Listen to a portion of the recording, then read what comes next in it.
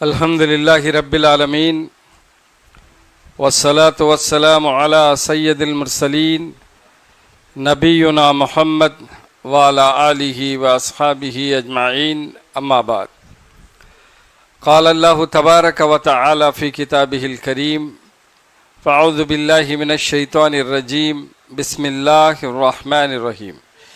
या अय्युहल्लज़ीना आमनू इन जाअतकुम फ़ासिक़ुन बिनबइन फ़तबय्यनु अन तुस्बिहू क़ौमन बिजहालतिन फ़तुस्बिहू अला मा फ़अल्तुम नादिमीन। क़ाल नबी सल्लल्लाहु अलैहि वसल्लम अलैकुम बिस्सिद्क़ औ कमा क़ाल अलैहिस्सलातु वस्सलाम। रब्बि इश्रह लि सदरी व यस्सिर लि अम्री वहलुल उक़्दतम मिन लिसानी यफ़क़हू क़ौली। గౌరవనీయ ఇస్లామీయ పండితులకు, ఈ కార్యక్రమాన్ని వింటూ వీక్షిస్తున్న సోదరులు మరియు Kadapa Islamic welfare society, DPC Kadapa YouTube, WhatsApp, Facebook వీక్షక మహాశయులందరికీ అస్సలాము అలైకుం వరహమతుల్లాహి వబరకాతుహు. సోదరులారా, ప్రారంభంలో నేను ఖురాన్ గ్రంథంలోని 49వ సూర హుజరాత్ అందులోని 6వ ఆయత్ని పారాయణం చేయడం జరిగింది. ఒక చిన్నపాటి ప్రవక్త గారి ఒక పెద్ద హదీస్లోని ఒక చిన్నపాటి భాగాన్ని వినిపించడం జరిగింది. దీని అనువాదం పూర్తిగా చివరిలో పెడతాను. కడప నగరంలో ఒక విషయంపై చర్చ వాడిగా వేడుగా సాగుతోంది. వాస్తవానికి ఆ విషయాన్ని నేను ప్రైవేట్గా ఒక వీడియో తయారు చేస్తాను. 2015 నుంచి ఆ విషయానికి సంబంధం ఉన్న వ్యక్తిని కాబట్టి ప్రస్తుతం నేను చరిత్ర పుటాల్లోని కొన్ని అంశాలు మీ ముందు పెట్టదలిచాను. 1690లో ఉత్తరప్రదేశ్లో బ్రిటిష్ వ్యతిరేక ఉద్యమం ఏదైతే కొనసాగిందో అందులో ఒక పోరాటం ఫకీర్ సంత్ పోరాటంగా జరిగింది. అందులో ఫకీర్ మజ్నూ షా, సన్యాసి భవానీ పాతక్, వీళ్ళిద్దరూ ఫకీర్ సంత్ उसे उद्यमम बोले तो उर्दू में क्या बोलते, मुहिम. ఈ ఉద్యమం సాయుధ పోరాటం, బ్రిటిష్కు వ్యతిరేకంగా జరిగిన సాయుధ పోరాటం.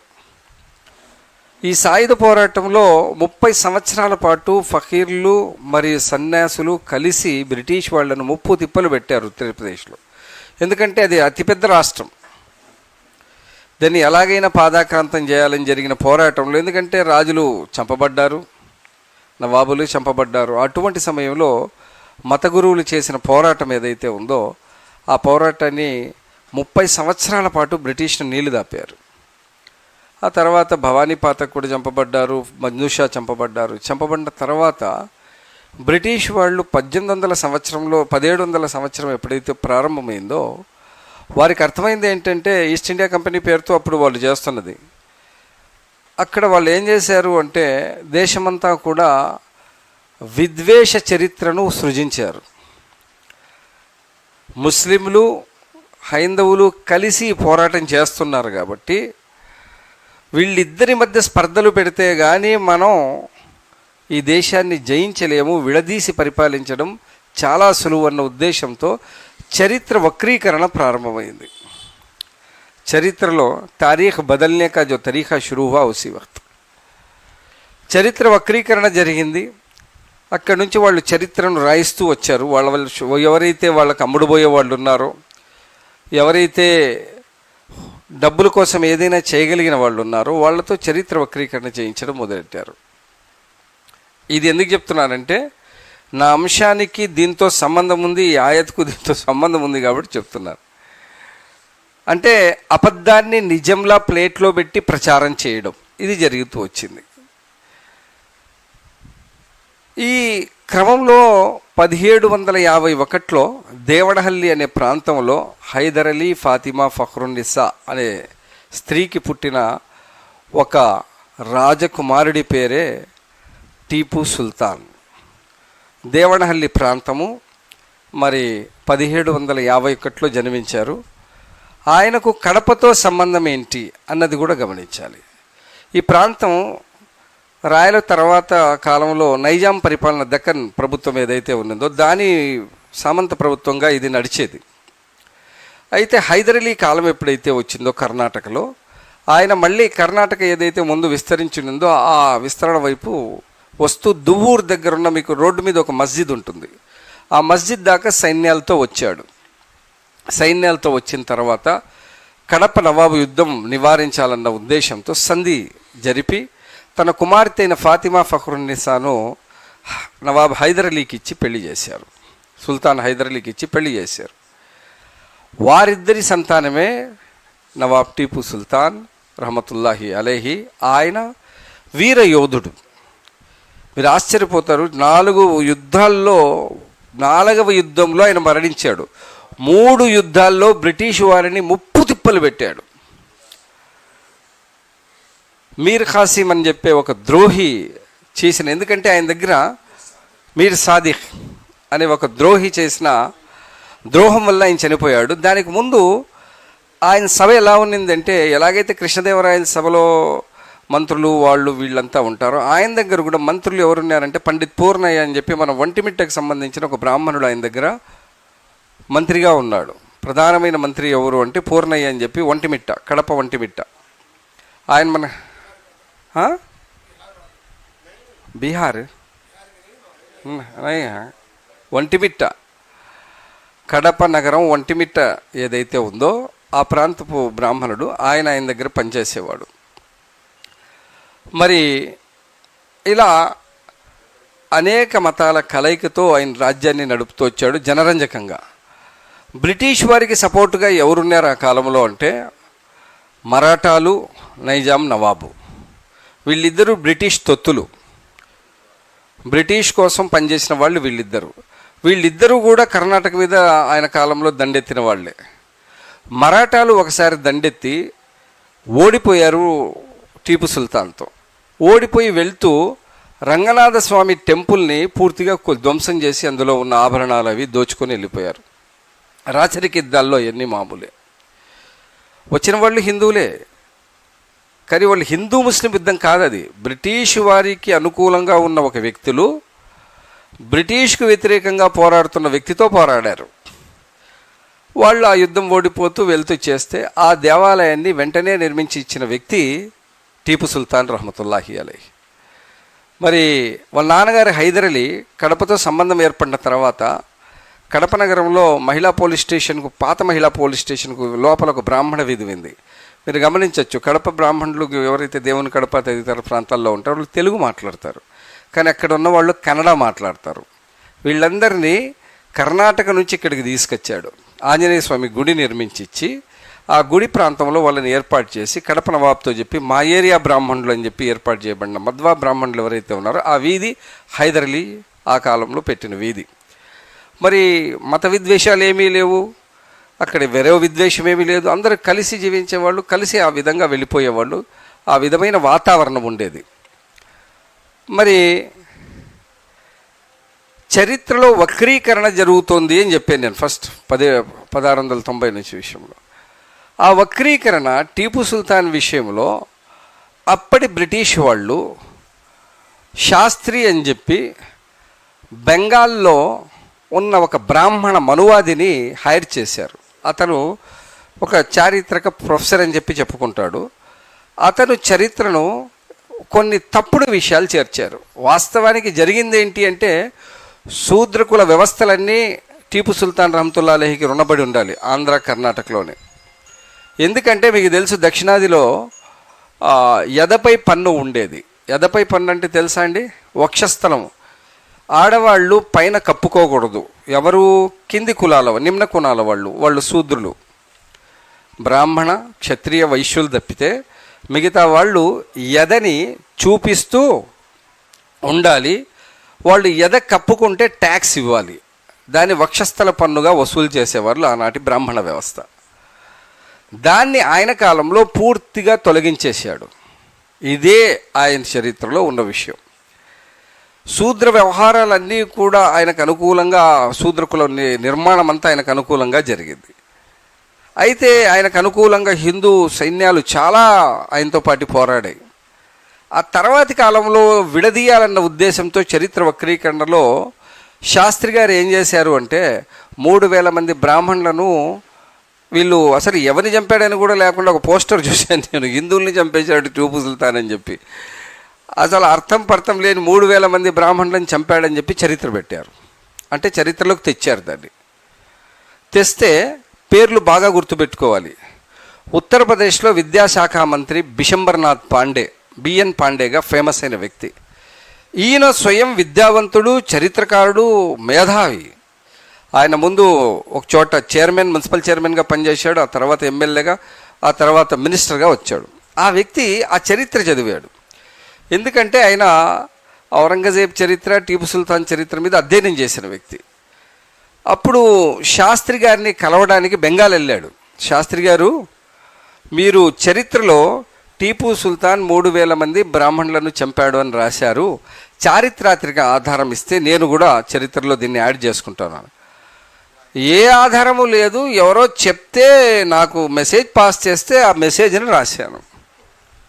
అంటే బ్రిటిష్ కాలంలో వచ్చిన మెసేజ్ ఏదైతే బ్రిటిష్ నుంచి వచ్చిందో అది నేను రాశాను అన్నాడు. ఎంత పెద్ద నేరం. అందుకే అల్లాహ్ ఖురాన్లో ఏమన్నాడంటే, యా అయ్యుహల్లదీన ఆమను ఇన్ జాఅత్కుమ్ ఫాసిఖున్ బినబయిన్ ఫతబయ్యను అన్ తుసీబు ఖౌమన్ బిజహాలతిన్ ఫతుస్బిహు అలా మా ఫఅల్తుమ్ నాదిమీన్. దీని అర్థం ఏంటంటే, ఓ విశ్వాసులారా, ఎవడైనా ఒక పాపి, అవిధేయుడు మీ వద్దకు ఏదైనా ఒక వార్తను తెస్తే మీరు మీకు తెలియకుండానే ఆ వార్త విని జనులకు నష్టం చేకూర్చే పనులేమీ చెయ్యకండి. మళ్ళీ మీరు చేసిన దాని మీద పశ్చాత్తాపపడే విధంగా చేయకండి. ఆ స్థితి రాకముందే మీ వద్దకు వచ్చిన వార్త సత్యమైందో కాదో తెలుసుకొని మరి దాన్ని ఆలోచించండి. ఇది ప్రతి మనిషికి అవసరమైన విషయం. ఎవరైనా నా వద్దకు వచ్చి కృష్ణదేవరాయలు ముస్లింలను చంపేశాడంట, మీరు కడపలో కృష్ణదేవరాయలు విగ్రహం పెట్టినప్పుడు ఎందుకు అబ్జెక్ట్ చేయలేదు అని అన్నాడు అనుకోండి, నువ్వు మూర్ఖుడివిరా. ఆయనతో బహమనీ సుల్తాన్లు పోరాడారు. బీజాపూర్ నుంచి వాళ్ళు కర్ణాటకను ఆక్యుపై చేసేటప్పుడు రాజు పోరాడితే హిందువు ముస్లిం కాదు, తన సామ్రాజ్య రక్షణ కోసం ఎవరితో అయినా పోరాడతాడు. మరి మీరు మాట్లాడడం మూర్ఖతం అని చెప్పి మేము ముస్లింలకు చెప్పగలిగిన ముస్లిం పండితులు, ముస్లిం ధార్మిక నేతలు మన మధ్య ఉన్నారు కాబట్టి అబద్ధపు విషయాల్ని ముస్లింలు అంత ఈజీగా నమ్మరు. మరి ఈ విషయంలో జరిగింది ఏంటంటే, ఆ చరిత్ర వక్రీకరణకు మళ్ళీ బిశంబర్నాథ్ పాండే కర్ణాటక వచ్చాడు. కర్ణాటక వచ్చి మైసూర్ గెజెట్లో ఆయన చరిత్రనంతా బయటికి తీశాడు. ఆయన ఇచ్చిన ఇనాం నామాలు, రంగనాథ్ టెంపుల్, ఇవన్నీ ఆయన రాసినట్టువే. బిశంబర్నాథ్ పాండే ఆయన ఏమన్నారంటే, అరచేతిని అడ్డుపెట్టి సూర్యకాంతిని ఆపలేరన్న విషయంతో ఒక పుస్తకం ఉంది తెలుగులో, మీరు చదవండి. చాలా పెద్ద పుస్తకం. అందులో ఒక భాగం హజరత్ టీపు సుల్తాన్ రహమతుల్లా అలహీ మీద బిశంబర్నాథ్ పాండే రాసిన విషయాలు ఉన్నాయి. బాబుభాయ్ రాసిందో, మౌలానా అక్బర్ అలీ రాసిందో, ఎవరో రాసింది కాదు, ఒక హిందూ పండితుడు రాసిన పుస్తకం ఉంది. ఆయన మొత్తం వివరించాడు. ఇతను అతిపెద్ద మత సామరస్యవాది. ఇతను అందరినీ కలుపుకొని బ్రిటిష్ వారితో పోరాడాడు. అందుకే బ్రిటిష్ వారు 1799లో శ్రీరంగపట్నంలో మీర్ సాదిక్ చేసిన ఆ కపటం వల్ల, అక్కడ హిందువులు చేశారని చెప్పడంలే, ముస్లింలైన మీర్ సాదిక్ అనే ఒక కపట ముస్లిం చేసిన తప్పు వల్ల టీపు సుల్తాన్ రహమతుల్లా అలైహి అసర్ నమాజ్ తర్వాత తన ప్యాలెస్లో తిరుగుతుంటే ఆయన్ని అక్కడి నుంచి కాల్చి చంపడానికి చేసిన ఏర్పాట్లో పోరాడుతూ చనిపోయాడు. సైనికుల మధ్య పడిపోయాడు. వాళ్ళు ఎవరు అని వెతికి ఆయన ఆనవాళ్లతో బయటికి తీసి, ఈరోజు సింహం చనిపోయింది, ఇప్పుడు భారతదేశం మన పాదం క్రిందికి వచ్చింది అని ప్రకటించారు బ్రిటిష్ వాళ్ళు. అటువంటి మహానుభావుడి విషయంలో సామాన్య హిందువుల దగ్గరికి కొద్దిమంది అబద్ధీకులు అబద్ధ విషయాలు చేరుస్తున్నారు. 2015 నుంచి ఆ సర్కిల్ విషయం పెండింగ్గా ఉంది. ముస్లింలు అయితే విగ్రహాన్ని కోరుకోరు అనేది బాగా గుర్తుపెట్టుకోండి. మేము మా ప్రవక్త విగ్రహాన్ని పెట్టకుంటే టీపు సుల్తాన్ ఎంత తోడు ఆయన విగ్రహం పెట్టమని మేము ఏ రోజు అడగం. 2019లో 2015లో కూడా కార్యక్రమం మేమే చేశాం. కడపలో కోరుకుంటున్నారన్నప్పుడు జనవరి 25 సయ్యద్ నసీర్ అహ్మద్ గారి పుస్తకం చరితార్థులు, దాని ఆవిష్కరణ సభ, అందులో కడప ఎమ్మెల్యే అంజద్ బాషా, కడప నగర మేయర్ మన సురేష్ బాబు, అలాగే ఆనాటి ఎమ్మెల్సీ షేక్ హుసేన్. చరిత్ర ఆ రోజు నేను షేక్ హుసేన్ గారు, షేక్ హుసేన్ మరింత వివరంగా చెప్పారు. చెప్పిన తర్వాత సురేష్ బాబు మేము అడగకుండానే, అంటే మేము ఆయనకు ముందుగానే ఇవ్వాలని చెప్పి నిర్ణయించుకొని ఉన్నాం, రిప్రజెంటేషన్ లేచి ప్రకటించాడు. నేను విత్ ఇన్ 15 days 15 రోజుల్లో కడప నగరంలోని అల్మాస్పేట్ సర్కిల్ని టీపు సుల్తాన్ సర్కిల్గా నేను స్మారక స్తూపంతో ఏర్పాటు చేస్తాను అని చెప్పి ప్రకటించాడు. ఆ తర్వాత ఏం జరిగిందో ఆయన దాన్ని చేయలేదు. ఆ తర్వాత 2019 ఎలక్షన్స్ ఏవైతే వచ్చాయో ఆ సమయంలో అల్మాస్పేట్ సర్కిల్లో నేను మరో మౌలీ సాబ్ నాతో పాటి ఉన్నప్పుడు, అమీర్ బాబు అప్పుడు ఎమ్మెల్యే కంటెస్టింగ్ క్యాండిడేట్, శ్రీనివాసరెడ్డి గారు టీడీపీ నాయకులుగా ఉన్నారు, ఆదినారాయణ రెడ్డి ఆయన ఎంపీ కంటెస్ట్ చేస్తున్నాడు. నేను ఆ మౌలీ సాబ్ అక్కడ ఉన్నప్పుడు అమీర్ బాబు వాళ్ళు ఏదో రిప్రజెంటేషన్ ఇస్తారు చూడండి అని చెప్పి జెడ్ కేటగిరీ వాళ్ళకి చెప్తే మేము ఇచ్చిన రిప్రజెంటేషన్ని ముఖ్యమంత్రి వరకు చేర్చారు. ముఖ్యమంత్రి గారు చదివి నేను ఈ స్థలంలో ఇలా చూపించి చెప్పాడు, ఆయన ఇప్పటికీ వీడియో ఉంది అది, ఈ స్థలంలో టీపు సుల్తాన్ స్మారక స్తూపం, ఆయన విగ్రహం అన్నమాట, ఏది మేము రాసినామో అదే చెప్పాడు, స్మారక స్తూపము, మరి ఆయన పేరుతో ఇక్కడ మేము పెట్టబోతున్నాం అన్నారు.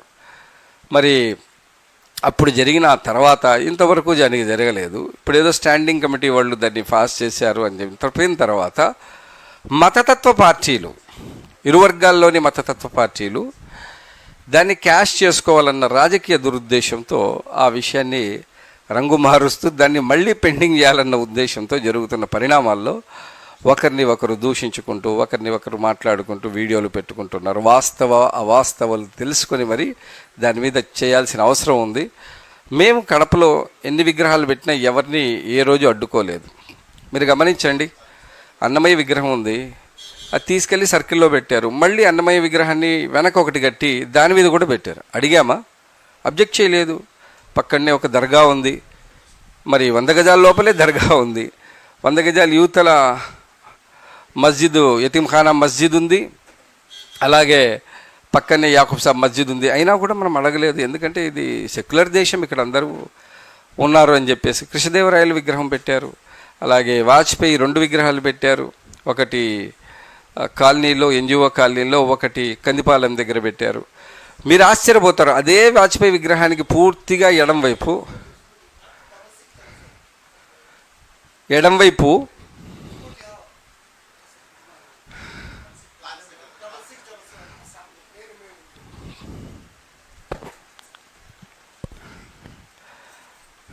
మరి మధ్యలో కాస్త డిస్టర్బెన్స్ జరిగింది, ఎందుకంటే సమస్యలు వస్తుంటాయి. దాన్ని కాస్త మా వాడు కట్ చేసి మళ్ళీ ఎడిట్ చేసి వేయి. ఏంటంటే విగ్రహాలన్నీ కూడా పెట్టారు. మీరు ఆశ్చర్యపోతారు, బ్రిటిష్ వారిని మన మీద పరిపాలించిన ఆక్రమణదారులుగా అందరు చెప్తారు కదా. సిపి బ్రౌన్ తెలుగుకు చేసిన మేలుక్కని సిపి బ్రౌన్ లైబ్రరీ అని ఒకటి పెట్టింది కాకుండా, అదే రాజీవ్ గాంధీ పార్క్ నుంచి మొదలవుతున్న రోడ్ ఏదైతే ఉందో దాంట్లో సిపి బ్రౌన్ విగ్రహాన్ని కూడా పెట్టారు. అంటే సిపి బ్రౌన్ కంటే, రాజకీయ నాయకుల కంటే ఒక అమరవీరుడి విషయంలో మత విద్వేషాన్ని రెచ్చగొట్టాలని చూడడం చాలా ప్రమాదకరం. నేను మొన్న సిఐ గారితో మాట్లాడితే ఆయనతో ఎవరైనా చెప్పింటారు, ఆయన చెప్పిన విషయం, ఆయన ఎవరు, ఏపీజే అబ్దుల్ కలాం గారి విగ్రహాన్ని మీరు అడగకూడదా అన్నాడు. ఎవరికి ఇంట్రెస్ట్ ఏది ఉంటే అది అడుగుతారండి. ఏపీజే అబ్దుల్ కలాం గారి గురించి మాట్లాడారు కాబట్టి చెప్తున్నా. ఆయన వింగ్స్ ఆఫ్ ఫైర్ అనే ఒక పుస్తకం రాశారు. వింగ్స్ ఆఫ్ ఫైర్ అనే పుస్తకంలో ప్రపంచ రాకెట్ పితామహుడు టీపు సుల్తాన్ తగ్రక్ అని చెప్పేసే ర్యాకెట్ను ఆ కాలంలో బ్రిటిష్ వారిపై ప్రయోగించిన మహానుభావుడు, ఆయన వలే నా మిసైల్ జీవితం ప్రారంభమైంది అని చెప్పాడు. ఆయన ప్రేమించే వ్యక్తిని, ఆయన గౌరవించే వ్యక్తిని మనం గౌరవించాలి కదండి. కాబట్టి మా విన్నపం ఏంటంటే, నాసాలో కూడా టీపు సుల్తాన్కు సంబంధించి ఆయన మొట్టమొదటి ర్యాకెట్ ఇన్వెంటర్, అంటే ర్యాకెట్ని తయారు చేసిన వ్యక్తిగా టీపు సుల్తాన్ రహమతుల్లా అలహీ గారిని పేర్కొనడం జరిగింది. కాబట్టి నా భారత జాతి ప్రియులారా, నా సోదరులారా, ప్రేమపూర్త మా సందేశాన్ని చూడండి, వినండి. అందరూ గ్రహించండి, మత విద్వేషాలకు లోను కాకండి. మీ దగ్గరకు వచ్చిన మెసేజ్ సరైందా కాదా పరీక్షించుకోండి. ఎందుకంటే సత్యం చెప్పడం విధి, అబద్ధం చెప్పడం వినాశకరం. అబద్ధం వల్ల పరస్పర ప్రజల్లో విద్వేషాలు రెచ్చగొట్టడం చాలా పెద్ద పొరపాటు. చరిత్ర అవగాహన కావాలంటే రామ్ పుణ్యాని గారిని పిలిపించైనా మేము కార్యక్రమం పెట్టడానికి సిద్ధం, రుచితా శర్మను పిలిపించైనా పెట్టడానికి సిద్ధం. లేదు లోకల్గా మీరు తెలుగులో వింటారంటే సయ్యద్ నసీర్ అహ్మద్ కానీ కేఎంఎస్ సుభాన్ను కానీ పిలిపించి మీకు కార్యక్రమం పెట్టడం సిద్ధం. మేము గెజిట్ ఆధారాలతో కూడా ఆ విషయాన్ని ఇవ్వడానికి సిద్ధంగా ఉన్నాం. కాబట్టి మీరు ఆలోచించి మీ వద్దకు వచ్చిన విషయం సత్యమా అసత్యమా అన్న విషయాన్ని పరిశీలించుకొని అసత్యవాదుల వైపు వెళ్లకుండా సత్యంపై స్థిరంగా ఉండండి. పరస్పరం ఎవరూ పోరాడాల్సిన అవసరం లేదు. ముస్లిం సమాజం గౌరవంగా ప్రభుత్వాన్ని గౌరవిస్తుంది కాబట్టి, ప్రభుత్వం లీగల్గా చేసే ప్రతి పనిని సమర్థిస్తుంది కాబట్టి, మేము ఇల్లీగల్గా ఏది చెయ్యం కాబట్టి మీరు ఆశ్చర్యపోతారు. 2015లో ఆ సర్కిల్లో ఎవరో ఒక అబ్బాయి ఫోటో పెట్టాడని చెప్పి కాస్త దాన్ని అదే పనిగా దాన్ని చించిచ్చి ఇచ్చేసారు, అవమానపరిచారు పోలీసు వాళ్ళని చెప్పి, అధికారులకు చెప్పి. మరి ఆ విధంగా జరిగిన తర్వాత వెంటనే ఏం చేశారంటే మనువాదులు, ఆర్ఎస్ఎస్ వాళ్ళు వినాయక్ నగర్ సర్కిల్లో స్వామి వివేకానంద విగ్రహాన్ని పెట్టడానికి 3 రోజులు హోమం చేసి విగ్రహాన్ని పెట్టారు. ఆ విగ్రహం పెట్టప్పుడు ముస్లింలు ఎవ్వరం అబ్జెక్ట్ చేయలేదు. వాస్తవానికి కడపలోని 60% పైగా విగ్రహాలకు అనుమతి లేదు, ఫర్ యువర్ కైండ్ ఇన్ఫర్మేషన్. కానీ దాన్ని తీసేయమని కూడా మేము ఎవరిని అడగము. ఎందుకంటే వివేకానందుడు జ్ఞానవంతుడు, భారతదేశానికి గౌరవాన్ని తెచ్చినవాడు కాబట్టి అతను హిందువు అయినా మేమైతే ముస్లింలుగా అతన్ని గౌరవించడం మా బాధ్యత. మేము గౌరవిస్తాము భారతీయుడిగా. మేము రెచ్చగొట్టే వాళ్ళ మాటల్లో వచ్చే మూర్ఖులము కాదు. మాకంతో ఇంతో దేవుడి భయం మాలో ఉంది కాబట్టి, అబద్ధీకుల మాటల్ని మేము నమ్మం కాబట్టి, మిమ్మల్ని కూడా నమ్మకుండా సత్యాన్ని గ్రహించి మీరే ముందుకొచ్చి సెక్యులర్గా మాతో కలిసి మత సామరస్యంతో మన కడప మనవడైన టీపు సుల్తాన్, ఎవరైతే స్వాతంత్ర సమరయోధుడు అమరవీరుడైన వ్యక్తిని అక్కడ ఆయన చారిత్రాత్మక పేరును పెట్టేలా అందరం కలిసి ఒక నినాదం ఇద్దాం. ప్రభుత్వం కూడా అంగీకరిస్తుంది. విడిపోయి ఒకరినొకరు ద్వేషించుకోవడం కోసం జరుగుతున్న పరిణామాలతో వెళ్తున్న వారితో మీరు వెళ్ళకండి అని చెప్పి నేను హిందూ ముస్లిం సోదరులందరినీ కూడా ఆహ్వానిస్తున్నాను. వాఖిరుద్వాన్ అనిల్ అల్హమ్దులిల్లాహి రబ్బిల్ ఆలమీన్. జజాకుముల్లాహు ఖైరన్. అస్సలాము అలైకుం వరహ్మతుల్లాహి వబరకాతుహు.